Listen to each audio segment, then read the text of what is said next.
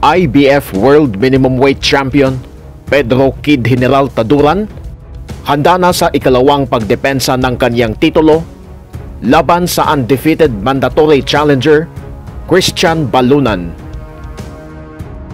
Samantalang ang pagbabalik ng silent assassin na si Miel Fajardo kontra sa the hard hitter at world-rated fighter ng Sandman Boxing Stable na si Esnet Domingo.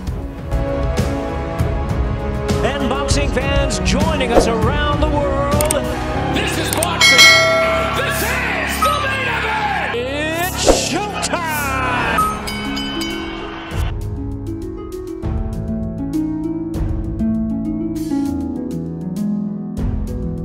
Ngayong October 26 naman sa San Andres Sports Complex, Manila, lalaban ang IBF World Minimum Weight Champion Pedro Kid General Taduran para sa ikalawang pagdepensa ng kanyang titulo kontra sa undefeated IBF Rank No. 3 contender Christian Balunan ng PMI Bohol Boxing Stable.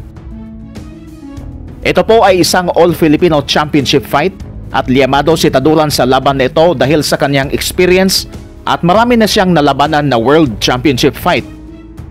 Ang huling dalawang laban ni Pedro Taduran ay ginanap doon sa Japan, kung saan dinungisan niya ang record ng undefeated World Champion Genjiro Shigeoka. Tinalo ni Taduran si Shigeoka via technical knockout sa round 9 at nakuha niya ang IBF World Minimum Weight title noong July 28, 2024. At sa rematch naman ay nagtagumpay pa rin si Taduran via decision at ang matindi pa rito ay nakumatos pa si Genjiro Shigeoka at napilitan na lang na magretiro ang Japanese champion. Nais ni Taduran na labanan ang unified WBO, WBA at Ring Magazine Minimum Weight Champion Oscar Collazo ng Puerto Rico. Kaya kailangan muna niyang talunin ang kanyang mandatory challenger na si Christian Balunan upang sa susunod na taon ay pwede na siyang lumaban kay Collazo para sa isang unification fight. Pero mataas rin ang determinasyon ng Cebuano fighter na si Balunan at hindi biro yung kanyang pinagdaanang ensayo upang maka-score ng isang upset laban kay Pedro Taduran.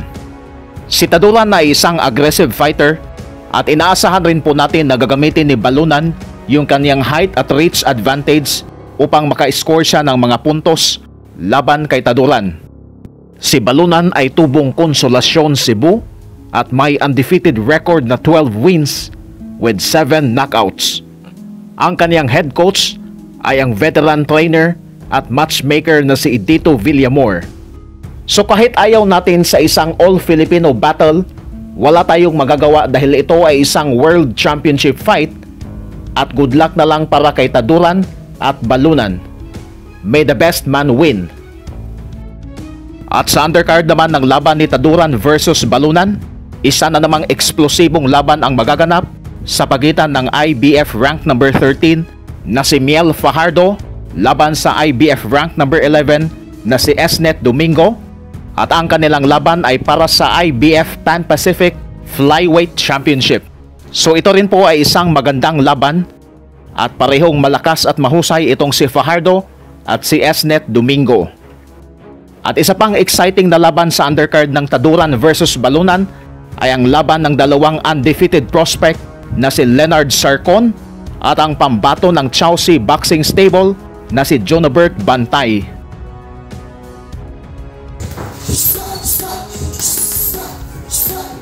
Naman ang champion ngayon mong i-challenge.